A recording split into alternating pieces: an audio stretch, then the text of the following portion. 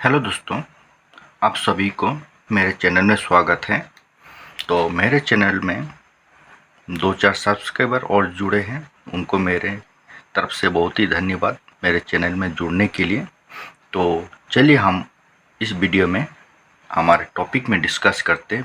पहले वीडियो में मैंने एग्जाम्पल 5 को मैंने डिस्कस किया था, जो कि डेसिमल एक्सपांशन को मैंने डिस्कस किया था। कितने टाइप का डेसिमल एक्सपांशन होता है और कौन सा डेसिमल एक्सपांशन रैशनल नंबर होता है और कौन सा आपका इरेशनल होता है, तो वो मैंने डिस्कस किया था।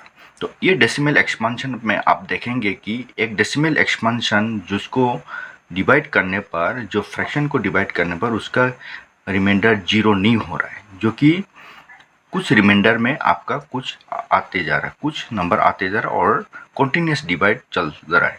या इस डिवाइड में देखिए जिसका रिमाइंडर 0 हो रहा है, और फर्स्ट केस में आप देखिए रिमाइंडर 0 हो रहा है और दूसरे केस में जो रिमाइंडर 0 नहीं हो रहा है। तो इसके ऊपर मैं थोड़ा सा मैं डिटेल डिस्कशन करना चाहता हूं, जो कि आपको डेसिमल एक्सपांशन में कितना टाइप का डेसिमल एक्सपांशन होता है और कौन सा रैशनल और इरेशनल होता है, उस कॉन्सेप्ट को मैं क्लियर करने के लिए ये वीडियो में आपके लिए लाया हूं। चलिए उसके लिए मैं थोड़ा एडवांस में नोट्स लिख कर रखा हूँ, उस नोट्स को मैं एक्सप्लेन कर देता हूँ, तो कम समय में आपका इस वीडियो में आपको कवर हो जाएगी। तो इसे आप ज़रूर पूरा देखिएगा, आपके लिए बहुत ही हेल्पफुल रहेगा। चलिए, ये है फर्स्ट केस में क्या है कि द रिमाइंडर बिकम 0। जो फ्रैक्शन का रिमाइंडर 0 हो जाता है, जो डिवाइड करने में वो रिमाइंडर 0 हो जाता है, मतलब वो एक समय के बाद, एक कुछ स्टेप का बाद में आपका वो डिवाइड खत्म हो जाता है और रिमाइंडर 0 हो जाने के बाद इसका आगे डिवाइड नहीं होता है। तो इस तरह से अगर जैसे 7/8 का ये आपका है कि रिमाइंडर 0 आएगा, इसका 0.5, मतलब इसका इतना ही इसका क्वेश्चन है। तो इसको कहा जाता है कि टर्मिनेटिंग डेसिमल एक्सपांशन। टर्मिनेटिंग मतलब खत्म हो चुका है, इसका और आगे नहीं जा रहा है, इसको बोला जाता है टर्मिनेटिंग डेसिमल एक्सपांशन। तो इस तरह का डेसिमल एक्सपांशन को उसको रैशनल नंबर कंसीडर किया जाता है। ठीक है। दूसरे केस में है जिसका रिमाइंडर नेवर बिकम 0, जिसका रिमाइंडर 0 नहीं होता है, जो कि हमेशा चलते रहता है।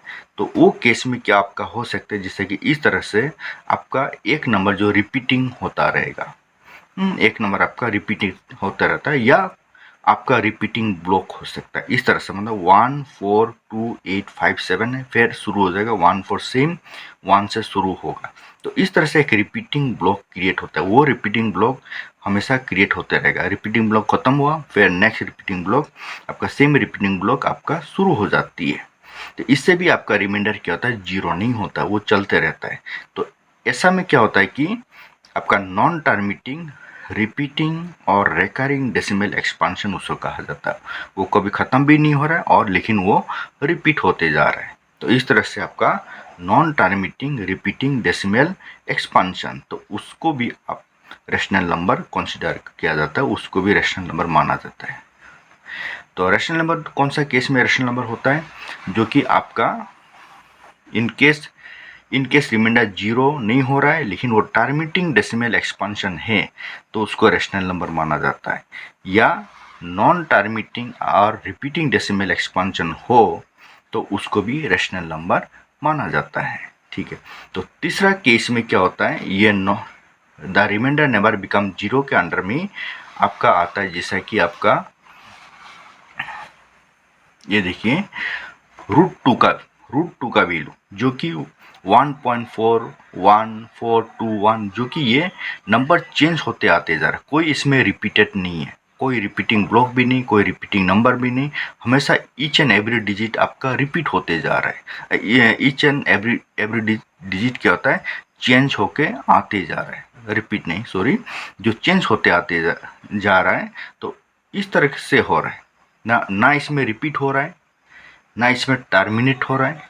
तो जैसे कि पाई का वैल्यू, इसमें देखिए आपका नंबर चेंज होकर आ रहा है, ना इसमें रिपीट हो रहा है, ना टर्मिनेट हो रहा है। इस तरह का डेसिमल एक्सपांशन को आप क्या कहेंगे, इसको कहा जाता है आपका नॉन टर्मिनेटिंग, नॉन रिपीटिंग और रिकरिंग डेसिमल एक्सपांशन। ना ये टर्मिनेट हो रहा है, ना रिपीट हो रहा है, तो नॉन टर्मिटिंग, नॉन रिपीटिंग और रिकरिंग डेसिमल एक्सपेंशन, तो उससे हम क्या कंसिडर करते हैं, इरेशनल नंबर।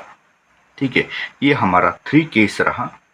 रिमाइंडर 0 का जो टर्मिटिंग हो जाता है तो वो आपका रेशनल नंबर।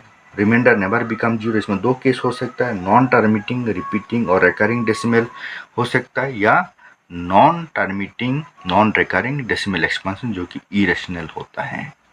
ठीक है, तो इसको मैं और एक बार रिमाइंड करा देता हूँ। ये देखिए, नेवर बिकम 0 तो आपका टर्मिटिंग डेसिमल एक्सपेंशन रेशनल नंबर होगा। नेक्स्ट केस 2 में आपका नॉन टर्मिटिंग, रिपीटिंग होने से भी आपका रेशनल नंबर होगा। और लास्ट केस में आपका जिस तरह से आपका जो कि ये नॉन रिपीटेड है, नॉन टर्मिटेड है, तो वो आपका non terminating, non repeating decimal expansion आपका इरेशनल होता है। तो ये रहा बात। चलिए मैं आपका बुक का स्टेटमेंट आपको दिखाता हूँ, जो कि ये स्टेटमेंट आपके लिए इम्पोर्टेंट है, जो जानना चाहिए। चलिए, आपका बुक का पेज 12 में, ये पेज 12 का ये 2 स्टेटमेंट हैं। ये 2 स्टेटमेंट को आपको गौर से देखना चाहिए। ये स्टेटमेंट आप देखिए। तो मैं थोड़ा जूम करता हूँ इसको।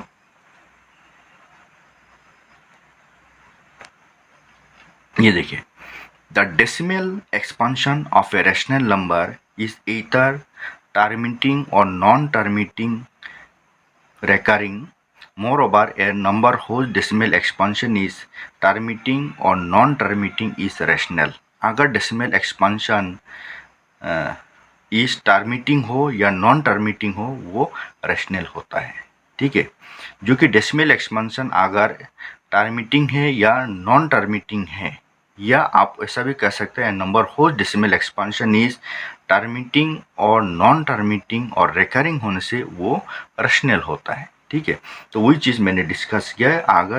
अगर डेसिमल एक्सपेंशन टर्मिटिंग है या नॉन टर्मिटिंग रिकरिंग होगा तो वो रेशनल नंबर होगा, जो कि मेरा ये नोट्स को आपका बता रहा है, जो कि ये आपका ये केस का जो कि ये नोट्स को इसमें एक्सप्लेन कर रहा है, जो कि ये चीज़ आपका सेम चीज़ का जो कि मैंने उसको